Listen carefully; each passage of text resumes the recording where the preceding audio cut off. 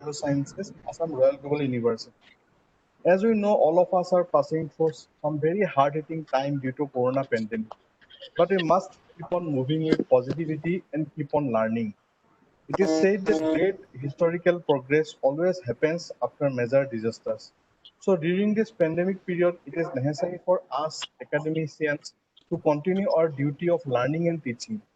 As education is a never-ending process, so our university is conducting a series of online lecture with eminent speaker for keeping us up to date with the information.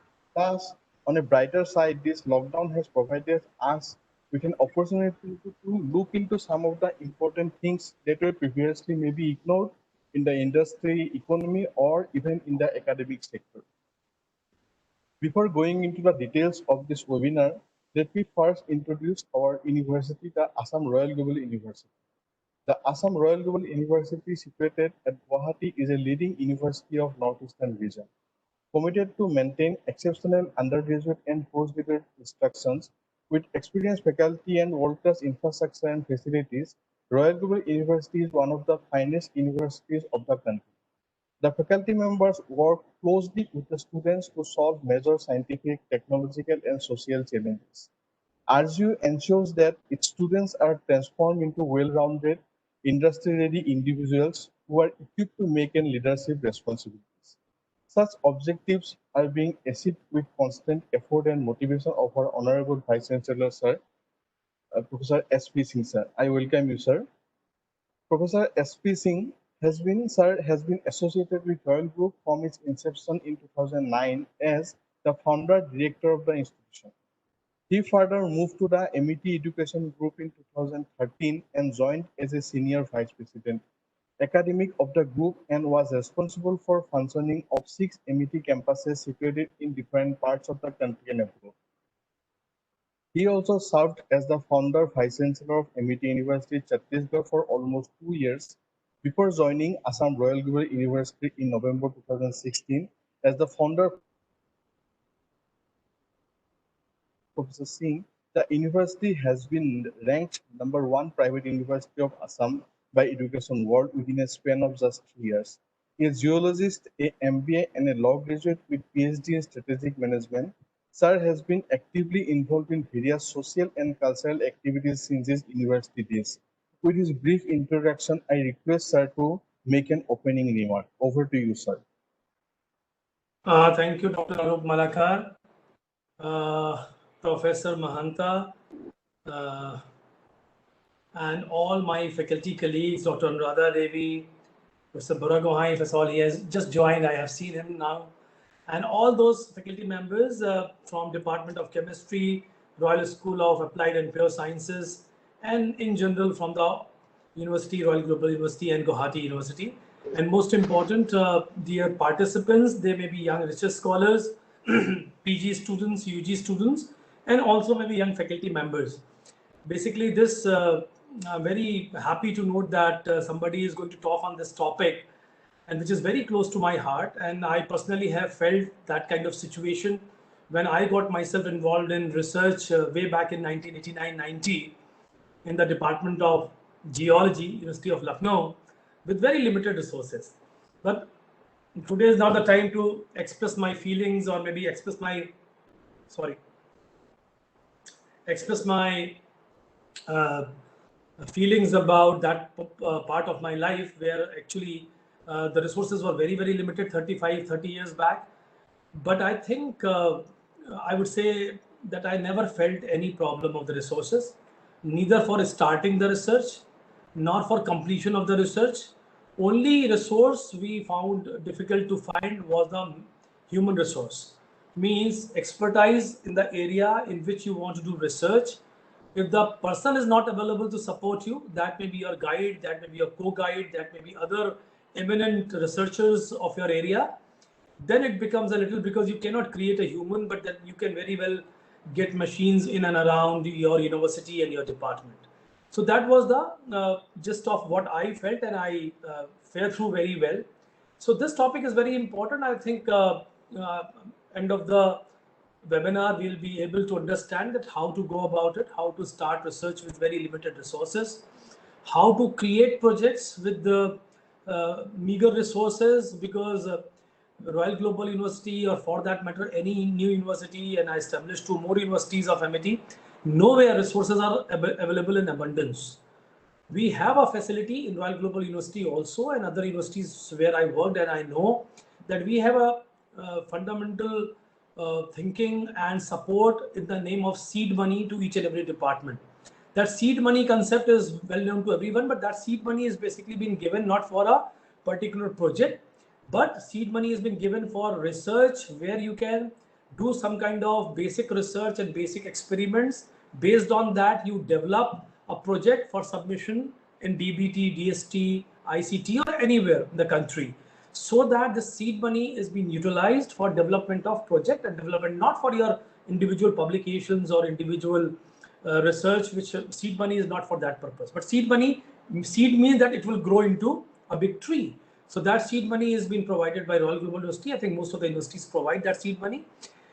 But that seed money utilization is very poor, because people always apprehend that my project costs this much of money, and that the government will not pay money, or somewhere from where our resources will not come to me, I will not be able to complete my research. Third part is that we have public funded research institutions in the country, and we have public funded research universities and departments, where someone is advanced center of studies by DST, somebody is advanced center of studies for UGC, and many such. I know all those nomenclatures very well, from Tejpur to Dibrugarh to Gauhati University and Lucknow University. I know all those things. So those departments have been provided with a lot of grant for the purpose of development of research in those departments, also for the university, but not limited to the same university. It has been provided so that the whole area, the whole catchment area of that university, colleges associated and affiliated to that university, MOUs been signed by different other universities with that universities, or forget about MOUs. If at all any researchers is doing a particular experiment where the high-end machine or high-end microscope, electron microscope is required, it is the public requirement, and it is signed in the public money document when you get any project, any equipment, that it has to be given to other people in the same research area. So that is another issue. So there's no dearth. I mean, I remember in 1989-90, electron microscope used to be a very costly affair, and X-ray diffraction was the second thing. And both the things were not available in my department, but adjacent to my department was BSIP, Birbal Sahni Institute of Paleobotany. That was a CSIR funded institution. And I went to the director and I requested him. He said, this raw material cost is this much, that platinum wire and all. The rest you can use free of cost, and you can come, you decide your time with the person who's sitting there. So there was no problem. What I mean to say is a problem with the mindset of the people. Problem with people, keep that particular machine. This is my machine. I will not give it to, and ROI, they forget about it. And the whole year they do a research of maybe X amount of money, and the cost of that money is X to the power 100. And that cost ROI they never forget. So they are somehow, it's a human issue than a machine issue. In my very opening remark, I would like to say that. I think probably Professor Mahanta, Debajyoti Mahanta, will also throw light on this issue. And last thing, I think most important is about that cooperation part, because cooperation with and that will also help in the maintenance of equipments around you, and also will give you a feeling of satisfaction and a feeling of sharing your resources with the right-minded, right kind of people. And who will get benefit under the day? You will get benefit, we will get benefit, all researchers, scholars will get benefit, new projects will come up, and most important, this country will get benefited because of the public funded money is being utilized in the right manner for the right purpose. If you ask me, a machine of 5 crores of rupees requires at least minimum production of 1 crore to 2 crores per year in terms of research. I'm talking about factor X. And that can only be possible when it has been given to many people in and around your area, going beyond your department, beyond your university, and beyond your area of research. Anybody comes from anywhere, he or she is having all the way right. Only thing is depends upon the intent of the researcher, and this intent is gradually becoming better and people are more open nowadays. And I'm very sure probably Debajyoti will further throw light on this. And we are getting benefit from IIT Gauhati, IASST, and when required, ICT will also come forward. And all institutions, NIPER, wherever we have MOU signed, they all are ready to help us in those ways. So it is last word, you start with the right intent, the resources will flow in. I conclude, you start your research with right intent, the resources will flow in. Nobody can stop that. If somebody can stop that, we are there to help you out. My best wishes to all of you and especially to the speaker. Thank you so much. Over to you, Malakar. Thank you very much, sir. We also have amongst us Professor Alok Kumar Buragohai, sir, Chairperson Academics, Royal Global University. Professor Buragohai was the founder, head of Department of Molecular Biology and Biotechnology and Registrar at Tezpur University. Before joining Royal Global University, sir was also the Vice Chancellor of Dibrugarh University. With this, I request sir to speak a few lines. Over to you, sir.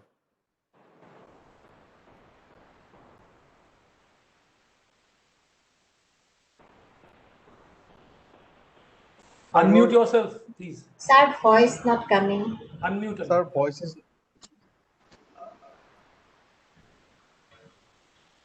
I am already. Yes. Can you hear me? Yes, sir. Yes, Yes, sir, yes, yes. yes. Thank you, Malakar, and our esteemed Vice Chancellor SP Singh, our very distinguished speaker, young speaker today, Mahanta, Dr. Mahanta from Gauhati University, our dear Anuradha Madam, and other faculties, the young students, research scholars, everybody present here in today's this morning's very interesting and very important webinar. The subject is very important for young researchers and students. So I will not take away valuable time from the speaker's slot because everybody is waiting, and most of the things have been already, touched by our esteemed Vice Chancellor.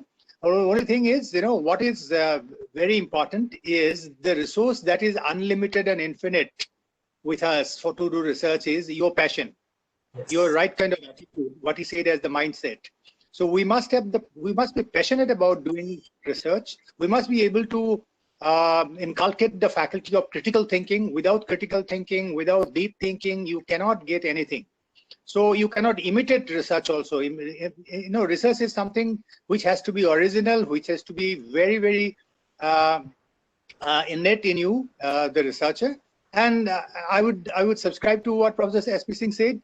A man and a woman is more important than the machine, right? The man is more important than the machine. So machine will come, money will come to buy the machine, but what is important is the men or the women doing research using those equipment and all that. So you need to inculcate your faculties of observation, your faculty of analysis.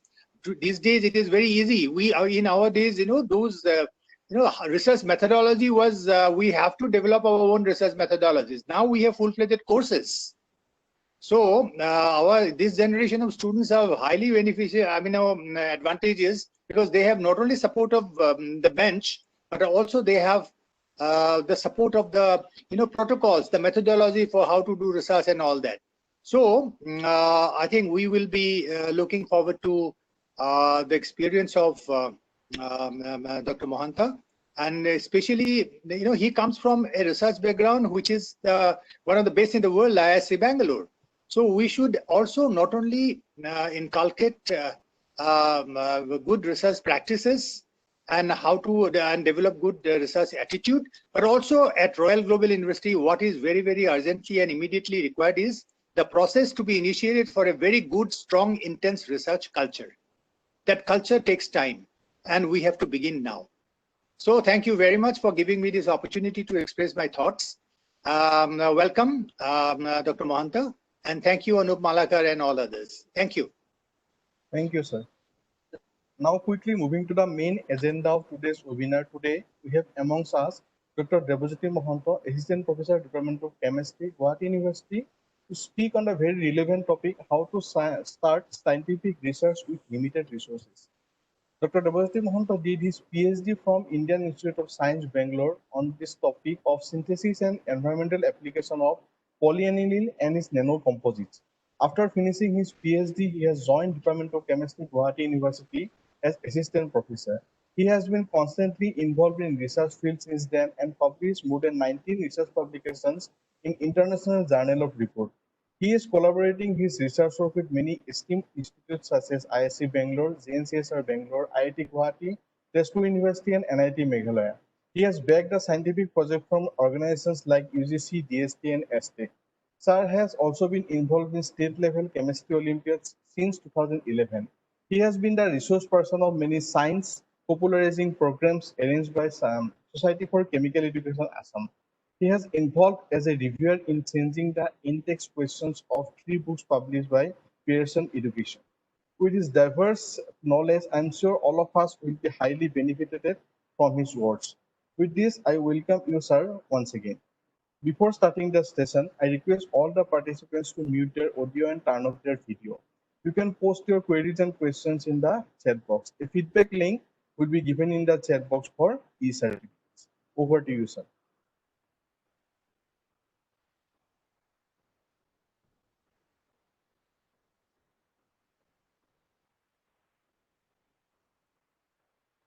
Hello.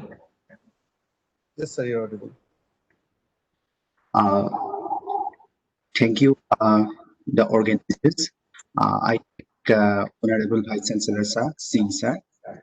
I thank Borgumai Sir and Anuradha Madam and my old friend Anup for giving me the opportunity to share some talk, research talk. That means about starting research with you because I'm also in my initial stage of my career. So as Vice Chancellor Sir has already told, that it is very important to uh, make us efficient. Then, depending on only machines and that may and that means making someone else responsible. Uh, it is better to take the responsibility and make us better and better and do our best. So let me share my slides.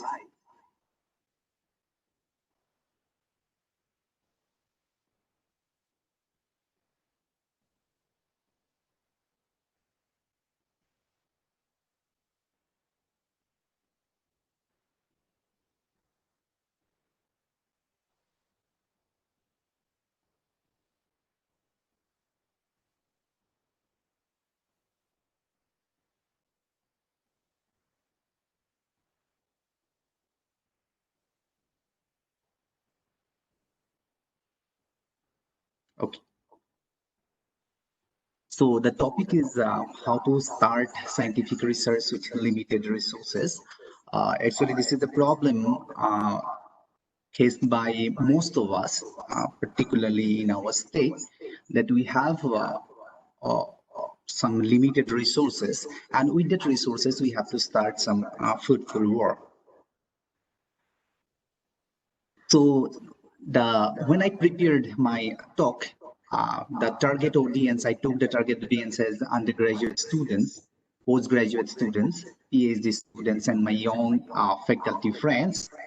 But I welcome all of the other audience who may not be in this particular domain. So the outline of the talk, mainly I will discuss about what is why research is important, how to start research work. I'll spend some more time on literature survey, and I'll speak something about how to read a scientific paper and how to write a research article. And finally, I will discuss something about how to submit a paper for publication. So mainly, I just want to mention here, particularly see that the spectrum is really wide. So I'm really sorry if I go for something very basic, which may disappoint some of our audience. But at first, I want to make a very clear point for undergraduate and postgraduate students, because in undergraduate and postgraduate courses, We know that there is always project work, and our students always do some practicals, because that practicals they have already done from their 10 plus standard. So it is very important to know the difference between the practicals and the project or research. What happens in your practicals? There is a definite method. The standard method is there, and there is one answer for a particular question. And if you do your experiment correctly, and if you find the correct answer, then you are correct. But the story in the research is altogether different, because in research, what happens? You are the person who are going to ask the question, and you have to find the right path. There may be n number of paths. You have to find out the right path, and you are going to answer it. Philosophy is altogether different, and it is very important to understand the philosophy at very beginning. Okay, why research is important? It is it is already known that why research is important, because all development is dependent on scientific development. But if I just go to that, I'm just trying to divide research, the importance of research into three parts. The first is to unfold the law of nature. Of course, this is the first this is the human curiosity, actually, which is a driving force of research. And this is the basic philosophy of mainly academic research, because in academic research, people may not be very worried about the application of their outcome, but they just do their research to unfold some mystery of nature. Some of the best examples or big breakthrough of this kind of research is like the contribution of Sir Isaac Newton, like gravitational theory and laws of motion, etc. The contribution of Albert Einstein, this is completely law of relativity, mass energy relationship, and all those. And the development of quantum mechanics, it's better to say, quantum mechanics at the early 20th century. So if I go to that means application of this theory, there is a huge application. But when they developed that, they just did it to unfold the laws of nature. Now, the second category is to make the living better by invention. We can put some target-oriented research in this category, like the discoveries of alpha addition or the discovery of Wright brothers. We can make one very important example in this category, like we are looking for the vaccine of coronavirus. This is a targeted research. So see, although I have divided it into two parts, we can say that the first part is basic research and the second part is applied research. But many scholars are not ready to divide this kind of that means category in scientific research, because they are actually pretty much overlapping with one another. So therefore, it is may not be so correct to divide it. But anyway, the next thing, what I'm putting here is mainly I put here for the piece from intellectual achievement. So it is not only correct only for science, it is correct for any field actually. The piece given by excellence. For example, I can give some example like Bertrand Russell, the famous philosopher, M.F. Hussain, the famous painter, John Goodenough, who got the Nobel Prize last year for lithium-ion battery, Professor C.N. Rao, who got Bharat Ratna, famous scientist from India, and our very own Homen Borgohain, who is a famous writer from our state. If you just look at life of people, then you will find that the primary driving force of their high productivity at even their 80s or 90s is the intellectual achievement or intellectual practice they're continuously doing.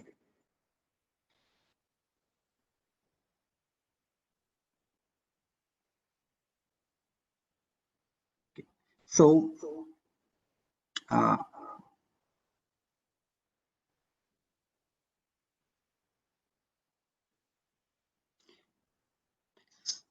so this type of that means what I'm talking about, the piece at very old age, it may not be so relevant for our young students right now, but the truth is that we all are growing old day by day. So it is very important to know the secret to be productive at your 80s or 90s. Okay, now let us discuss about how to start research work.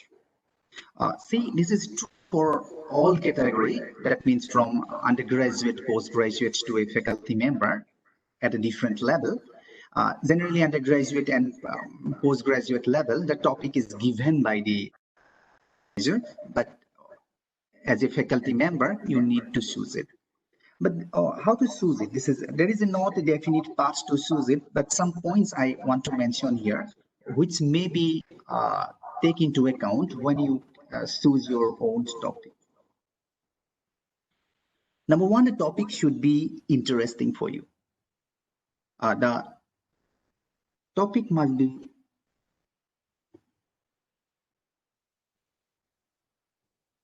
Am I audible? Yes, sir, you are audible, sir. Okay. Sir. So choose the research topic. The problem, number one, the topic should be interesting for you. So if you are not interested on your topic, then there is no point to investing so much of your time. The second is the problem should be solvable within a time frame. You cannot choose a problem which take a very long time at your initial stage of your career, because see, sometimes if you are a student, then you have a definite time period, and if you are a faculty, then you are getting some funds from VST or any funding agencies where there is time limit is there, for example 3 years. So you need to choose one problem which can be solved within a time limit. The problem should be important to solve. Of course, the problem should be important to solve, because we cannot choose a problem which is not relevant in the present context. So we need to look at this matter very carefully. Take a small portion of the broad problem to solve. See, we cannot take a very broad problem, because a broad problem is maybe associated with lots of small problems. We need to solve the small problem. That means divide the broad problem into small portions, and we take some interesting small portions to solve it. This is a better way. See, here I want to mention one very crucial thing, that see, by our overall look, we can say that we can choose a very burning topic, recent topic. But choosing a burning topic and a recent topic, there may be some problem. The problems like there is a lot of competition and a lot of big groups are doing work on that particular field. So therefore, it is better to choose some problem which is not doing by many people, but this is important to solve. There are many problems, but you need to choose it very wisely and cleverly. So now I am giving here one example to how to choose a research problem. Suppose I'm interested in electrochemical energy storage. So in electrochemical energy storage have two kind of devices like battery and supercapacitor. Suppose I'm interested in supercapacitor. Then supercapacitor has three components like current collector, electrode materials, and electrolyte. What we can do, suppose I'm interested in electrode material. Then the electrode materials may be three kinds mainly, like conducting polymers, carbon, or metal oxide, or composite of these materials. Suppose I'm interested in metal oxides. In the metal oxides, say these kind of metal oxides are generally used for supercapacitor electrode like ruthenium oxide, iron oxide, manganese dioxide, etc. Suppose I am interested in manganese dioxide. Now I narrow down my problem, like I'm interested in manganese dioxide based electrode material for supercapacitor application. Now let us look at the structure of a supercapacitor. The supercapacitor have two electrodes. There are two electrode materials are there. One is anode and another is cathode. If the anode material and cathode materials are same, then the supercapacitor is called symmetric supercapacitor. And if the materials are different, then it is called asymmetric supercapacitor. Suppose I'm interested in asymmetric capacitor. Suppose I want to use one electrode as manganese dioxide and the other electrode as you say carbon. So my topic is fixed now, manganese dioxide based asymmetric supercapacitor. This is a topic. This is not a research problem. We need to find out our research problem in this particular domain. So after fixing the research topic, the next work is to how to we have to do the literature survey. That means why we need to do the literature survey? Because you can choose any problem, we can choose any problem, but that problem already people are doing many work on that particular topic.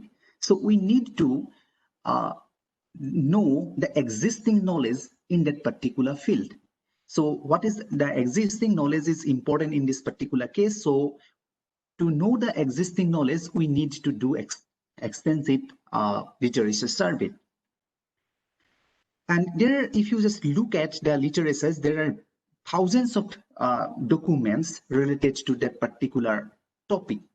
It may not be possible, actually it is not possible to read all those or study all those documents. So it is important to find out at least some major contributions to the field. There must be in every field, there are some seminal papers, and there are the path-breaking papers which you must read. So therefore, by extensive research literature survey, you have to find out that major contributions from that particular field. What other people are doing? Because see, presently what other people are doing is important, because as you are very new at that particular topic, so it is very important to know the present trend of work, what is going on that particular subject. To avoid duplicacy. Duplicacy means, see, you cannot do exactly the same work which is already done by some other people or some other group. So therefore, to find out whether your problem, which problem you are going to choose is new or novel, you need to find out the others work. So therefore, this is very crucial step. And to find out the problem which is novel and important to solve, of course, we need to find out a problem which is important to solve. So importance of the problem in the current context, as I have already mentioned, the current context part is important because there may be some problem which was important, say 10 years back, but now it is not so relevant, then you should not choose such type of a problem. So see, after choosing the problem, of course, you have to solve it. So therefore, you have to develop a proper methodology for the problem. So therefore, to find out the proper methodology, you need extensive literature survey, because from the literature only, you can find hint to develop your own methodology for your problem. So basically the primary interest of your preliminary literature survey when you are choosing a problem is to ask an important question and find a solution. And of course, the path is also important. You need to choose the proper path to solve your problem. Okay. When we are going to talk about the source of anything, then the first thing came to our mind is like Google, because this is what we always do for any question. So therefore, but in research purpose, the Google is not so important, because if you just choose choose Google as your search engine and you put your topic there, then you will get in a large number of documents. And that documents may formal or may not be formal, because there may be some authorized or unauthorized. It is something like your WhatsApp, because you cannot say that your all WhatsApp messages are authenticate. So therefore, we need to find some more formal way of searching the document, because your documents must be very formal. It may be book chapter, it may be research paper, it may be patent, etc. So the next choice is Google Scholar. So Google Scholar is the best choice, because you can do it in your home. It is free, of course. So Google Scholar is the best way to start your searching with limited resources. There are other resources are also there, Scopus, SciFinder, etc. But these are you need subscription for that. But when you start Google Scholar, later on you can learn by own when you need it, and you can go for particular journals, like different kind of journals. Different societies are there. For example, in chemistry there is American Chemical Society or Royal Society of Chemistry, etc. Elsevier is there. So there are many publishers are there. You can go their site and you can find your topic research articles of your own interest. But let us discuss about Google Scholar. So I'll give that example which I have already taken. That means if I put say manganese dioxide asymmetric supercapacitor in Google Scholar, then I can see this kind of result. If you just look at this page, then you will find that in here it is right that this time domain is there. That means you can choose some recent paper from here, and here included all paper, journal articles, and patents also. And more than 8,000 results coming here, and journal articles and patents are there. And if you just look at the first paper, then it is written here that cited by 1637 articles. See, this is one way to find out the important papers, because in most of the time, it may not be always correct, but most of the time what happened that generally the important papers are cited by more articles. So therefore, this is one way, this is maybe one way to find out important papers for you. And the second is that I just want to give you one particular suggestion for our young students, that at first find some good review papers. Because see, if you just look at, you go back that this part. So what? Suppose I choose the topic like manganese dioxide based asymmetric supercapacitor. This is fine, but I need to know what is supercapacitor, what is energy storage, what is battery, what is that other part like metal oxide, how metal oxide work, what is carbon, what is the effect of carbon, and what type of carbon materials are. We need to know about these other topics also. Maybe not maybe so extensively like manganese dioxide, but I must have some idea. So therefore, the better idea is to find some review paper, that from which review paper you will get some better idea about this particular topic. So therefore, at first find some good review papers. These review papers will help you in many ways. It will help you to select your problem also, because the review paper, they generally mention what actually problems need to be solved immediately, or what is the interesting part. So then if you read more, then you will get actually more idea, new idea, which can be input, good input in research. Okay, now I can select here. I select like 2019. So if I select 2019, then I will get only the publications which are coming after 2019. That means these are recent publications. So from here, I can get an idea about the recent research going on that particular topic. So after doing all those, after doing work with Google Scholar, this is a good start. Then what you get, that you can read the abstract from here, and later on you have to collect the full article if it is required. So by doing all those practice, what you can make a good library of literature. And if you do some literature, then you will find that some specific journals are important for your research. Then what you can do, you can go to the site of that particular journal, you can turn on your email alert, and you will get the notification when new articles and new issues are there in that particular journal. This is a good way to be updated when you are doing your research. So I want to mention here that literature survey is a continuous process throughout the research. It is not like that initial stage, of course, it is more important, but when your research is going on, then also you have to look at the journals, important journals continuously to update your research, because this is not, you have to update it yourself each and every day. Okay. Now,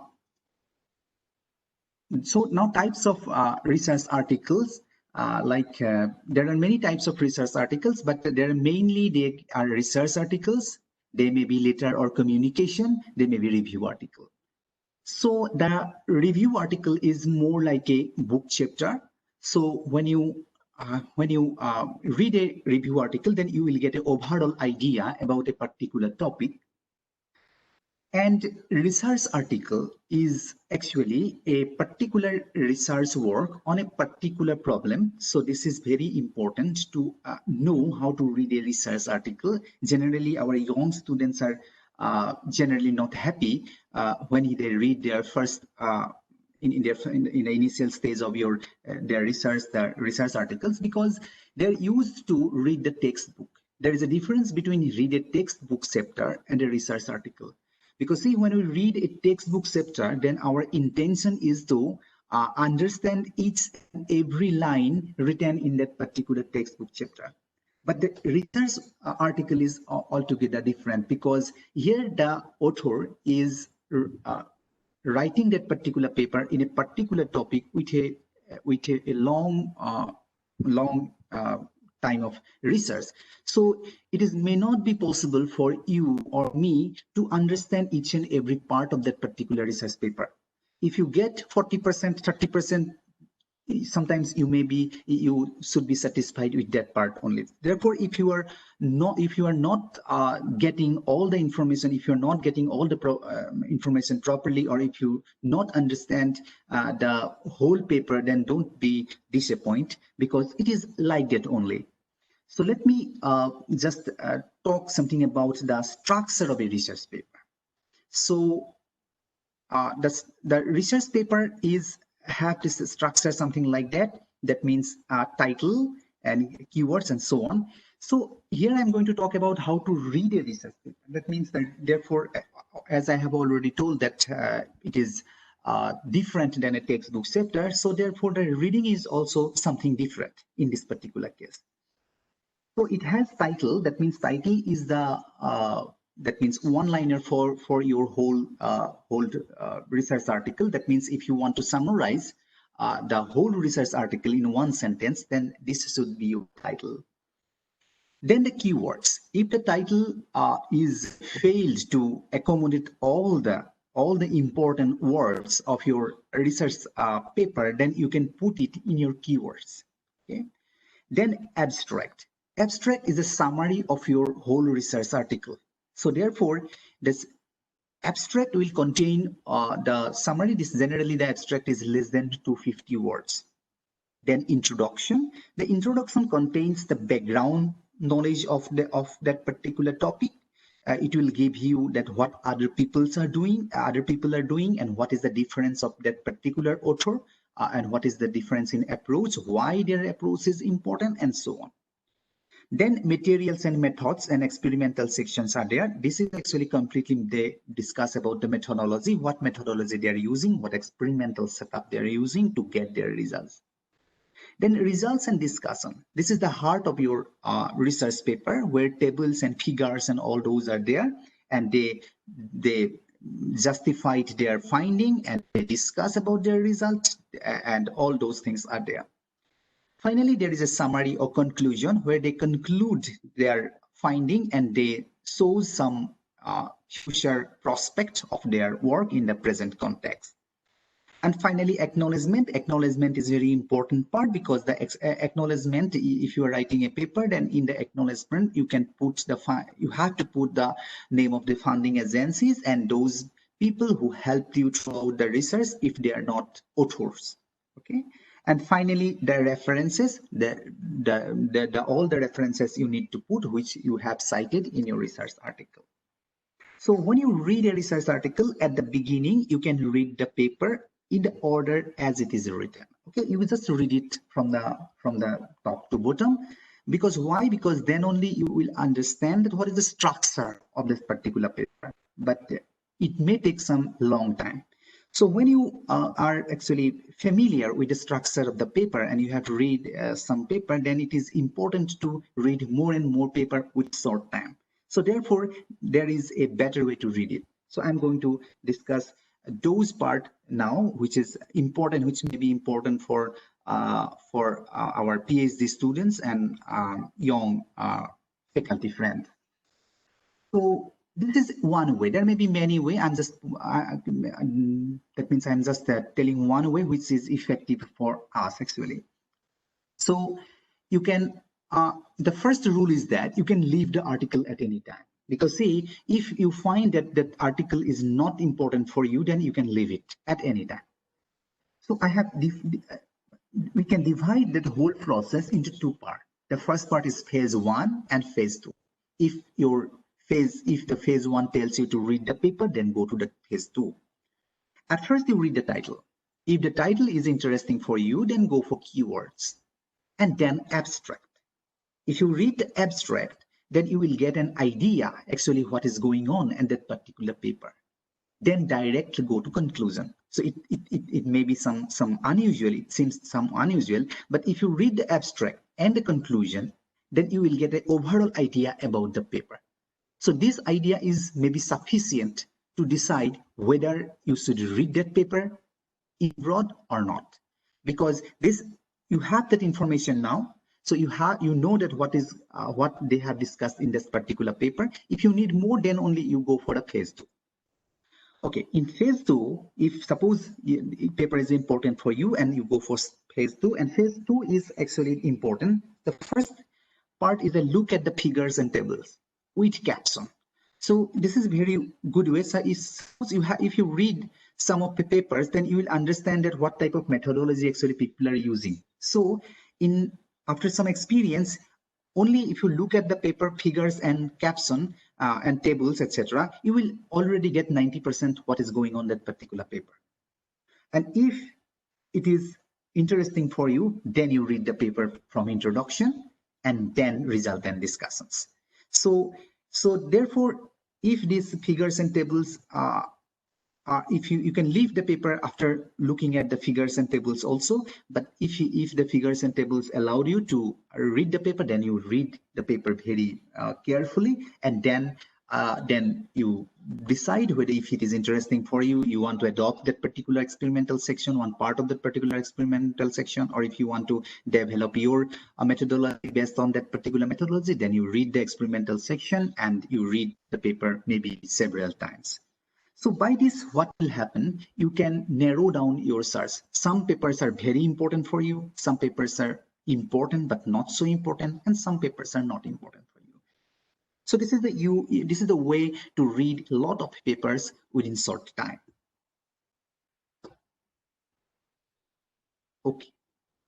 Now this is actually I personally adopted in recent time the lockdown, and it seems very effective for me, and so I want to share with you.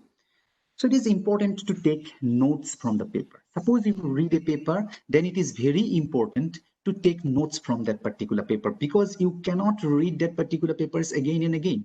So you have to take notes for that important papers. So now how to take the notes?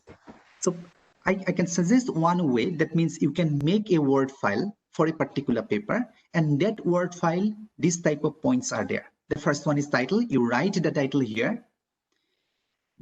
Journal. So in here you can write the name of the journal, or you can copy and paste. Author.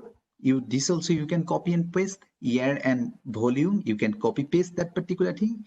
institute of the authors. This is important, particularly say if you are looking for, if you are students, then you may look for your PhD guide, particularly in abroad or India or whatever it may be, but you can get an idea about that particular work of that particular group. So therefore that institution should be written here. And what is the aim of that particular study? Here you don't copy and paste, you write that, or what is the aim of that particular study in your own words. What is the importance of the work? So if you read that paper, then you will find that what you think about what is the most important part of the paper. So you have to find out that important point and you have to write it here.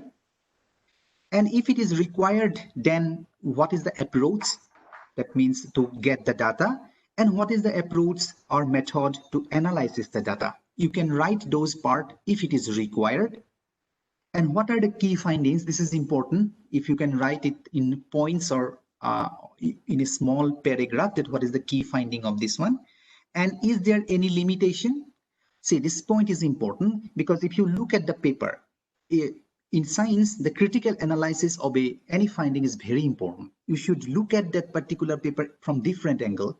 You should look at the paper in such a way that, okay, if some other experiments will do, then it should get better result, or there may be better methodology, or this justification, suppose some justification you may not like, you think some other way also, then you can put write the limitations there. Any other comments? If you want to write any other comments, then you can write it there.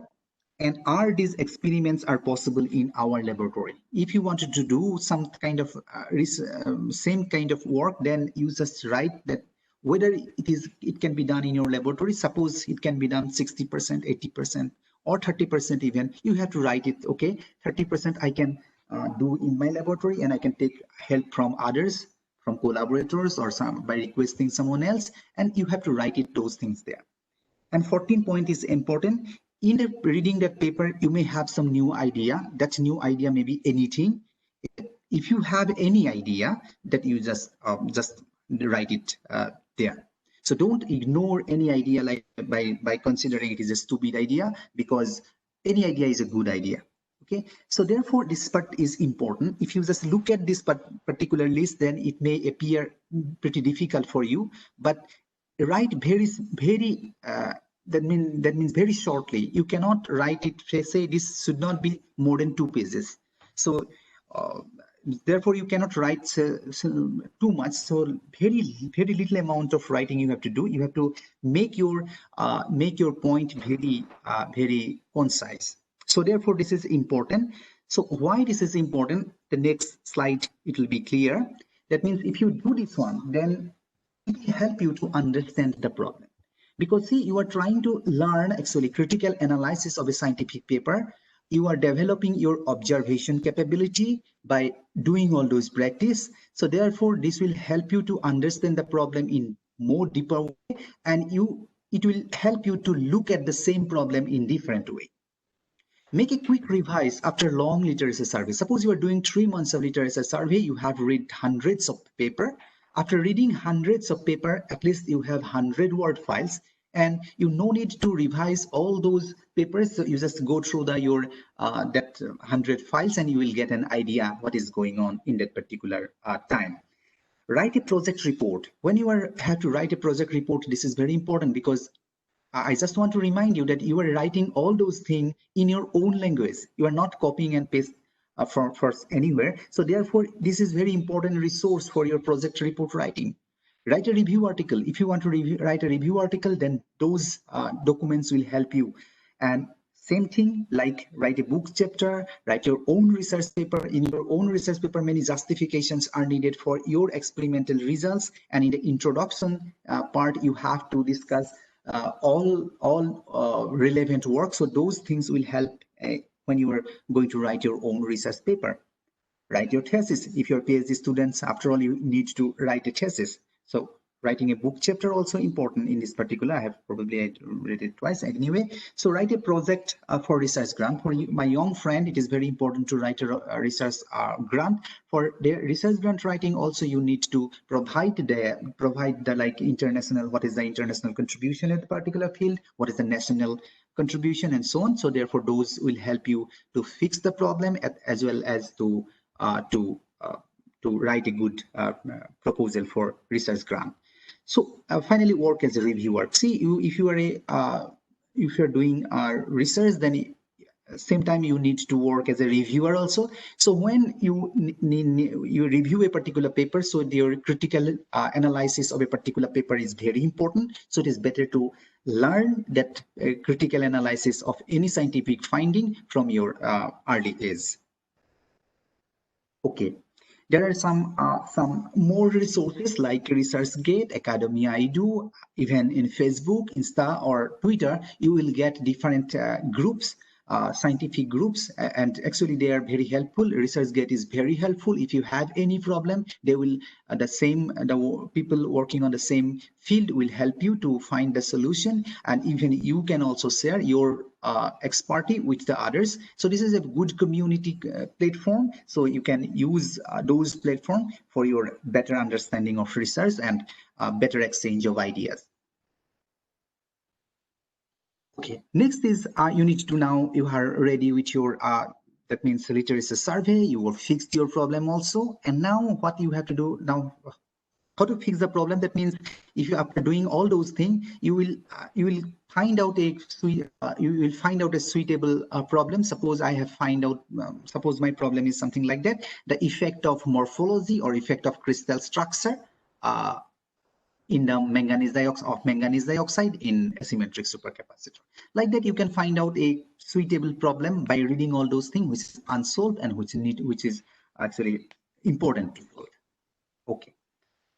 Now you have to start the work. Before starting the work, I just want to give some that means advice for young students. Always maintain the lab notebook. Generally, it is seen that some students generally don't want to write every day in their notebook, and they thought that okay, tomorrow I'll write. So don't do it. Write every day what you have done. Suppose you are washing your glassware, write that one also. Suppose you are using soap, write that one also. So each and every point write in detail in your notebook. Second, make a proper plan and write it in your notebook. So you have to, that means suppose in your research particular experiment, there are many steps are there. Write and make the plan before start. Then what are the plan, what you are going to do in that particular, to do the particular experiment, and write it in your notebook. Okay, so if you are a chemistry student, please learn following things thoroughly, like mole concept, how to clean the glassware, and how to use the analytical balance. It may be, it looks like funny. That means if I'm going to give you this type of advice, but trust me, these are the major source of error in experimental chemistry work. Sometimes the proper if you don't wash your glassware properly, then it can give you a big problem. So, if you particularly you just go, I am just suggesting it for master student and even PhD students also. You just go and read it. What is mole concept again? Now make the arrangement before starting your experiment. Make all the arrangement before you start your experiment, like a ready magnetic starter and chemicals on the list, and make a list and make it ready before. Clean all lab places and do the arrangement before you start your experiment. This is very important. Don't do that means if you do some work and then again you are looking for the chemical, so don't it will actually measure waste of your time. And perform that. Of course, see, here it is very important, particularly in chemistry lab. Please, that means follow the lab protocol. Please use your lab coat. Please use safety glasses because your safety is the first preference. So therefore, you have to take care of this safety protocol before you start experiment. And next is, after doing the experiment, do the characterization. So do all the required characterization, like I'm just giving some examples like UV visible spectroscopy, IR spectroscopy, and so on. Do all those experiments and take the results and plot it and make the table and do the analysis, because you have already read many papers, so you get an idea how to analyze your data. So you sit and analyze those data. Now, very important part, writing a research article. After all, you have to write a research article after all those experiments. But very important point is when to start writing. So basically, it is a general concept that at first you finish your experiment and then do write the article. But many people say that you should start actually somewhere mid of your research. So now important is that how to start writing. The best way is just start writing. That means you just write whatever you want. Whatever you want means you don't be so much conscious about your writing. That means don't try to write the paper as you have already read, because this is actually many times modified version. So you write it quite randomly. Don't be too much alert about your structure, because anyway you are writing some using some tools like Microsoft Word. You can at any time you can change it. So therefore just write randomly, because it is very important to start. Otherwise it is very difficult to start writing a paper. Before write, just try to find out what is the most important conclusion of your paper. Because if you research, what is the most important conclusion? That conclusion you should always keep in your mind when you're writing, because you have to emphasize that particular point, that this is the important point. Start your figures and tables. Generally, we start our writing paper with figures and tables. At first, we make the figures and tables and then try to construct the other part starting from that. So it may be a way to write your paper. Writing needs practice. So it is very important. So writing needs actually practice. So it is very important for a PhD student particularly to write at least one page every day. So it will help you to finally writing your thesis and papers. Try to tell a story. So every scientific paper, a good scientific paper has a story. So that is like a good, that means a formal story, that means which you want to read it. So therefore some papers are so well written that you are always happy to read it. It is well understandable and so on. So therefore it is very important to write a paper in a very simple language. The importance of the study should be clear. So therefore, your most important points of your paper should be loud and clear. So it should not be buried in your paper. So sometimes what happens that if you read the paper, it is very difficult to find out what is the most important point of that particular paper. So it should not be like that. So you should be careful when you write a paper. So your main points should be always highlighted in your paper. Okay, the 7th point is particularly I suggest the students should write the first draft. So if the students should write that, why students should write the first draft? Because it will help to develop the students' ability to write a paper. So it may take some, as a group, it may take some more time initially, because generally our when young supervisors generally have an idea that, okay, this is not a good draft, so I should rewrite it completely in my own way. So this is not a good idea, because it will hamper the overall development of the student. So therefore the students should read the first draft, you correct it, the supervisor should correct it, again it should go to the student, he or she put the input, again it will come back. So it will, after actually many times of edited version, it will completely become a new version, but still it may take time, but it is a good practice, I think. Okay. This is Ernest Hemingway. You know, he is a famous author of a book like The Old Man and the Sea. And it is a quote from Hemingway that write drunk, eat sober.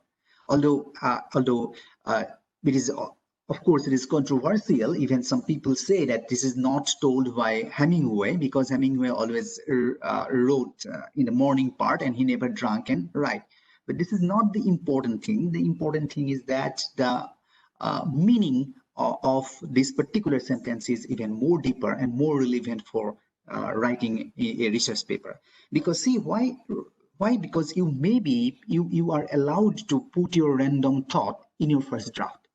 Because see, if you will be very conscious and you will be very formal, then it is very difficult to write a paper. In the first draft, you are allowed to write your random thoughts, but when you edit it, you should be very careful. You remove all the unnecessary part, make it formal, make the grammar proper, and make the sentence structure correct, and make the order of your paper correct, and you do all those things when you are going to edit it. So write a draft, edit it for many times. Okay, sometimes what it happened that after writing the paper, why I'm telling that it is important to write somewhere mid of the research, because after what happened, after writing the first draft, you correct it, and then you will decide that okay, we need to do some more experiment, then go to the bench again and do the experiment and make your story better and better. So therefore the most important thing is that at first you should write the first draft. The next is important thing is that after writing your paper, you need to publish it. So publish your article, submit your article in a suitable peer-reviewed journal. So it is important to choose the journal, because nowadays what is happening, we will get many mails from different journal office that okay, you submit your journal in our journal, then it will publish it within 24 hours. Don't submit your article in those journals, because it is important to publish your article in a good journal. So how to select a suitable journal?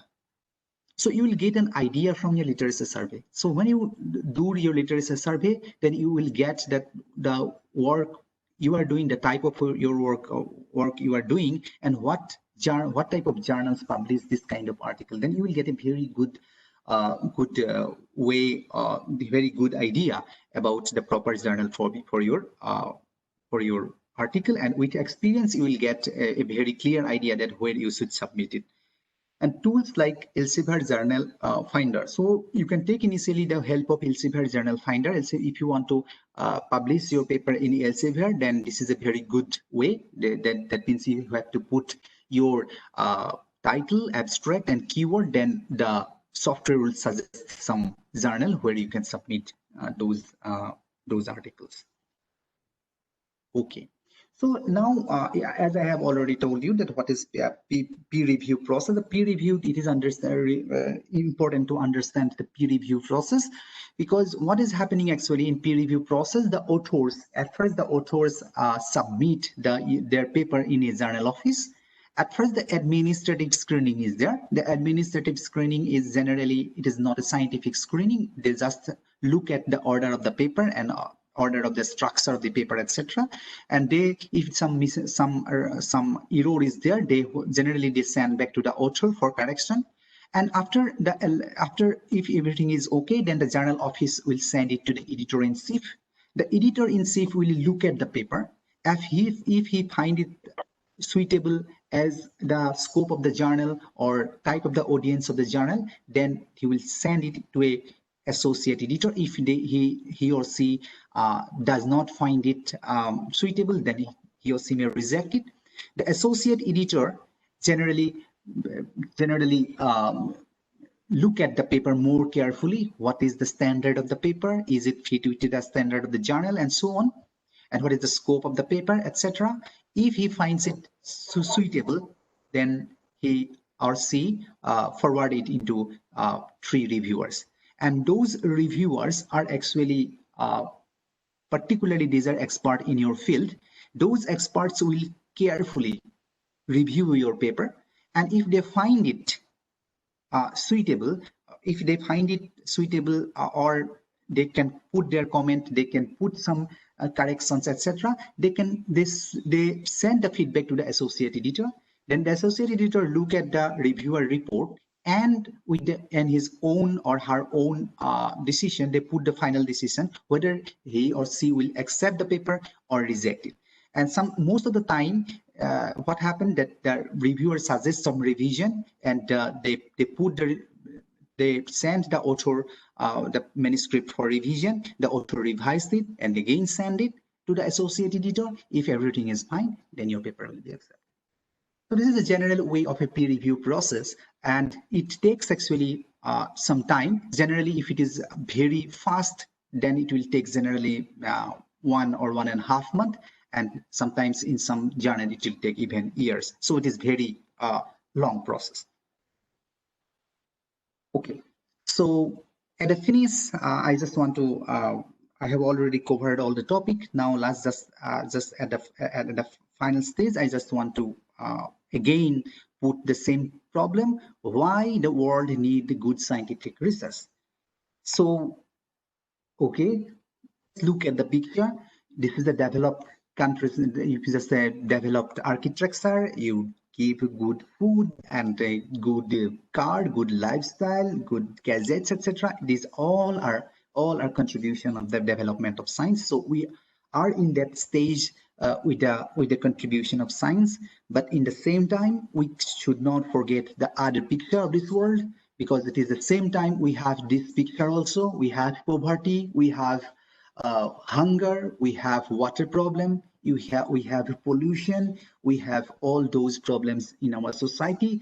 So to solve these problems or to find a suitable solution, we should take the local scientific problem in our research. Like water, in our region we have like a problem like water purification problem, like arsenic and fluoride. Those things are there, like pollution is there. So we need to take our local problem also in our research to solve our local problems. So with this presentation, I thank all of you for your kind attention. Thank you.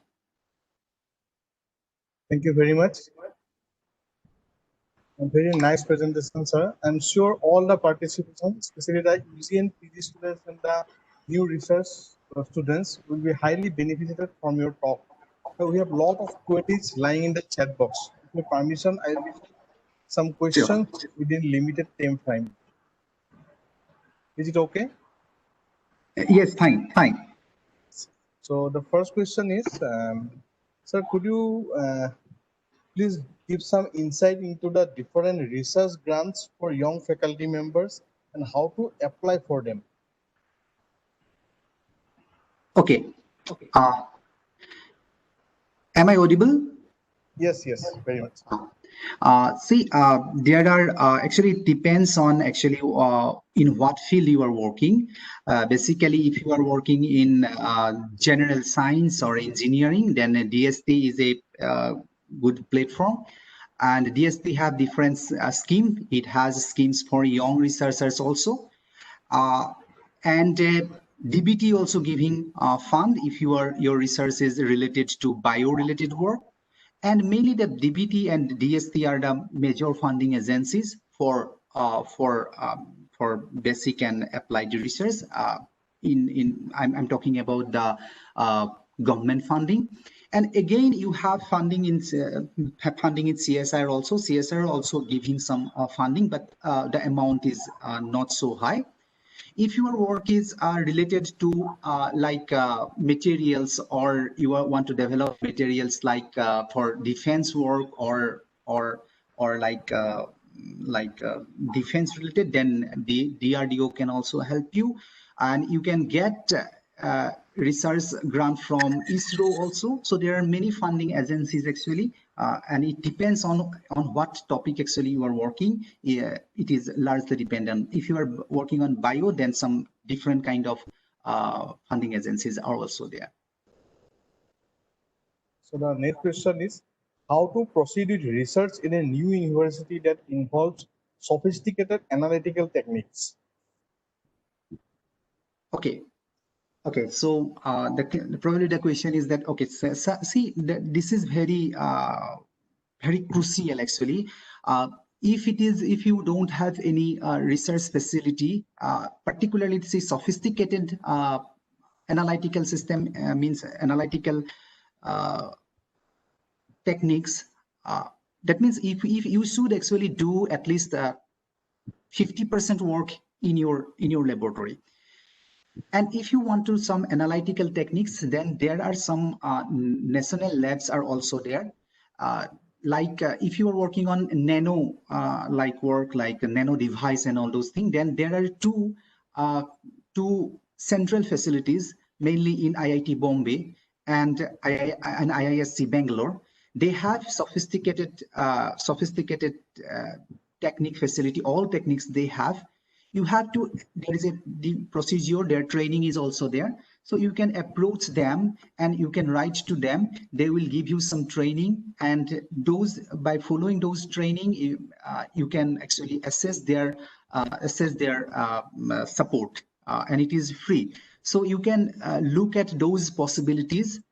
If you have a very less facility in your own institution, then this is a good idea actually. And we are also benefited. There is a program like INUP. So I don't know it is presently working or not, but it was a very good scheme, national scheme. You can go through that particular, and you can take many the technical help and the instrumental help from them. Very informative. Now, next is how to make academic research more useful to the common people of society. Right. So, yes, this is very, actually, this is very present context. This question is very important, because see, if generally, if we do research and it is not useful for common people, then it's really difficult. So this is important when you should be very careful when you choose the research topic. Suppose I'm just telling you that for common people application, suppose you are using some sensors, some device, etc. So, so if you can develop a sensor, because that sensor, all these paper-based sensor and all those sensor people are working. So if you want to develop, if you try to develop a sensor which can determine the amount of the pesticides in your that means vegetables which you buy from your market. So this is also useful for common people.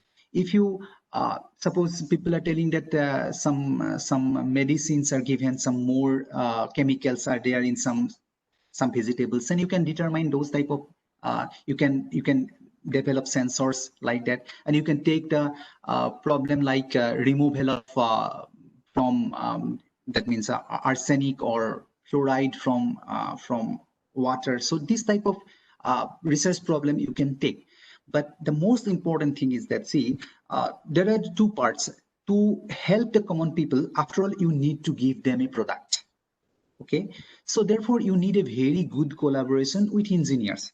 So therefore, if you want to do this kind of research, so to better idea to talk with some of your engineer friend who can develop the device finally, and this kind of roadmap is needed, and this kind of work actually have many funding also. If you go for DST, DST is also giving many opportunity of this kind of research. So you can look at this kind of research, and you can choose the problem. I'm giving some examples only. You can choose your problem. That means this kind of problem which can help the common people, I think.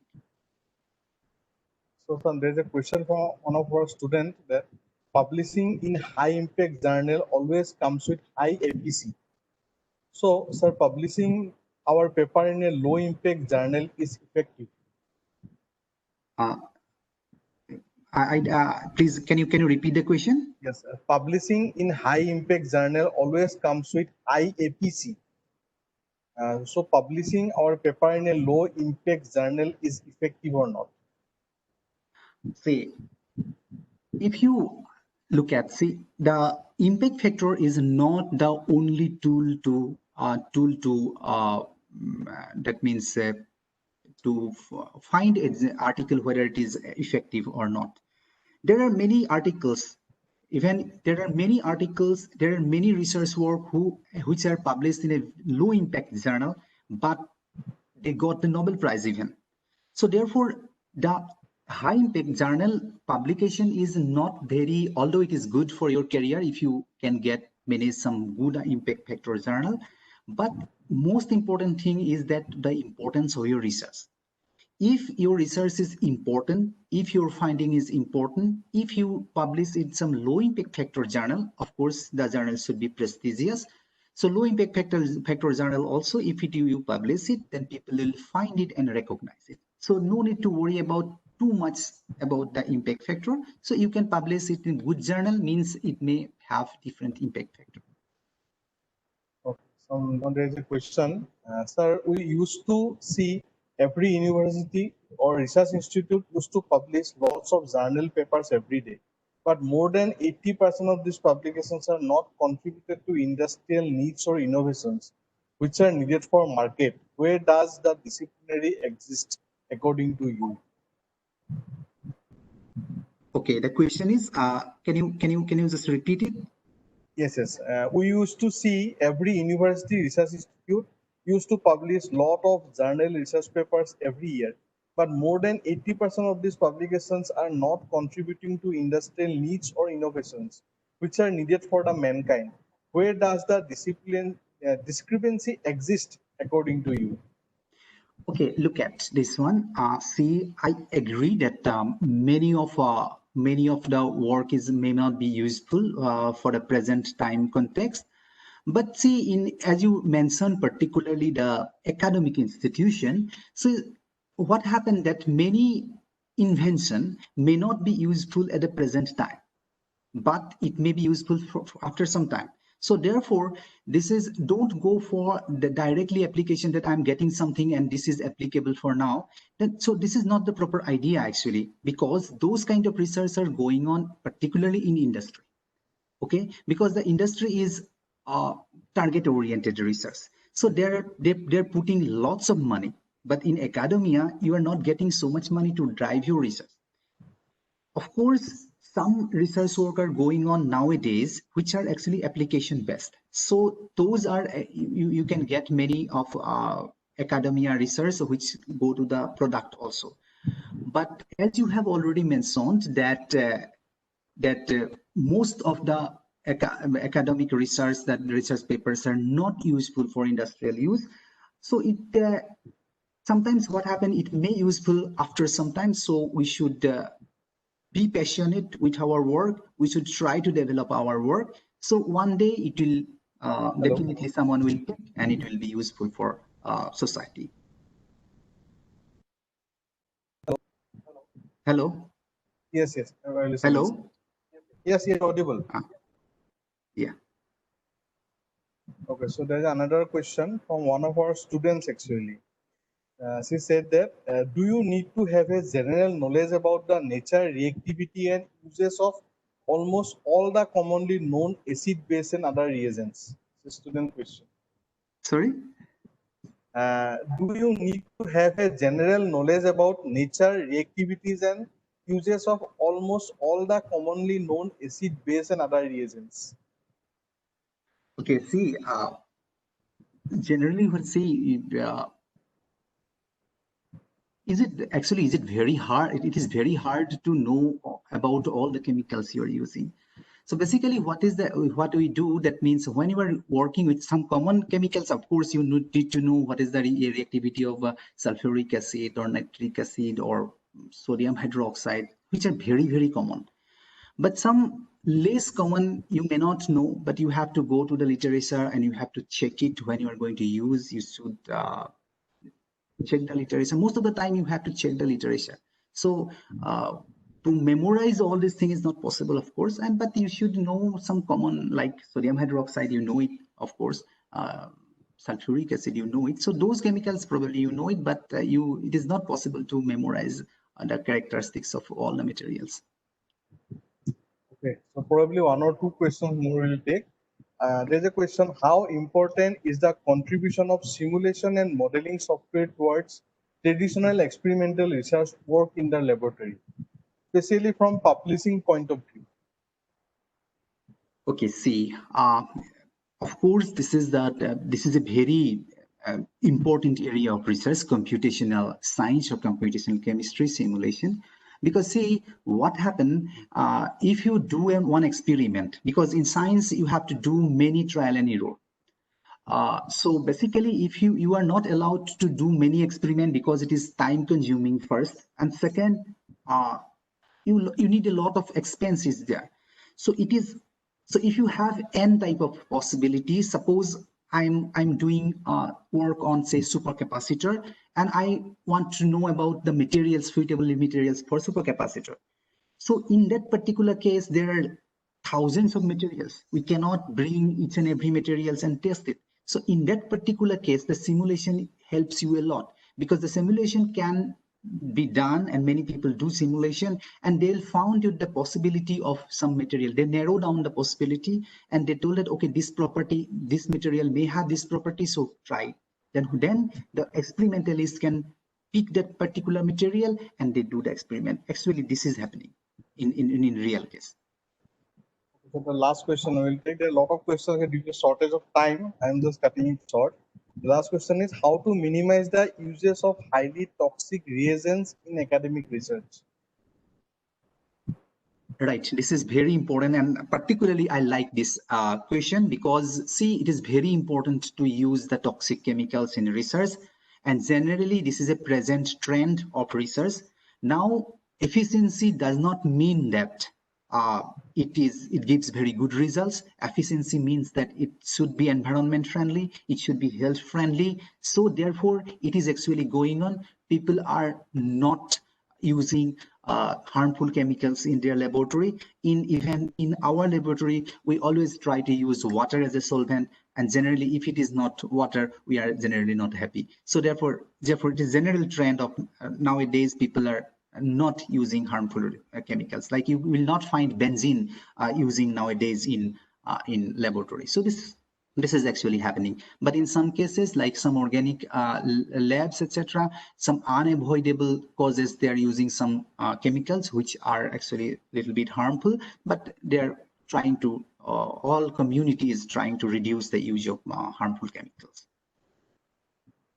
Thank you for very informative answers. Now I'd like to request Professor Dr. Anuradha Devi ma'am, Dean of School of Applied and Pure Sciences, to make her remark, who has been our guide and mentor for the university from the start. Over to you, ma'am. Thank you, Olaf. And after such a nice and elaborate speech, as well as the Thank you, ma'am. discussion was very, very good. Actually, I'm very happy that lot of questions come and you have been explaining all the questions very nicely. And I'm actually writing your talk. I'm writing few points because I think all those things are not only for young researcher, all researcher in general needs this kind of guidance for them. I'm just picking up one point that you have written that to write in make a notebook. Like you have all the researchers who start writing their work, whatever they have done every day to day basis, and whatever they are reading materials, what literature they have read, or whatever experiment they have done, what small mistakes also if they have done, they should write it down. Actually, I used to always call this type of note as a research diary, and it is very, very important for all young researchers, not only doing post MSc level research or PhD level, or researcher after continue as a continuing researcher. So I think very important to keep a research diary. And this always I tell about our orientation program of our PhD students. So that's very important that we are in the same tune. So I think I have nothing much to say, but I'm very, very. Your talk has given lot of insight to our young researchers. I'm sure they have taken lot of good points from your talk, and I think I just always tell everybody to do keep doing research work, keep doing your work. Everybody should continue their research work. And thank you very much. Thank you, Arnav. It was a very nice talk organized by our chemistry department. And I'm very happy about it. And we should have, and I think we have a very good collaboration with Gauhati University chemistry department. Most of our faculty are from your department, so definitely we'll have a offline mode of after everything is good. Good times are coming. Definitely, we'll have a offline type of interaction with our students. That will be very, very nice. Thank you so much. Thank you, ma'am. Thank you, ma'am. Okay, thank you, ma'am. With this, we come to the end of this beautiful interactive session. I, on behalf of Department of Chemistry, Royal School of Applied and Pure Sciences, offer my gratitude to Dr. Debajyoti Mahanta for enlightening us with his lecture. I thank our Vice Chancellor, Sir, Professor S.P. Singh, Sir, for providing us the platform and guiding us for arranging this webinar. I offer my sincere thanks to Professor A.K. Buraghai, Sir, Chairperson Academics, for his support. I would like to thank Professor Anuradha Devi, ma'am, Dean of our school, for her valuable suggestions.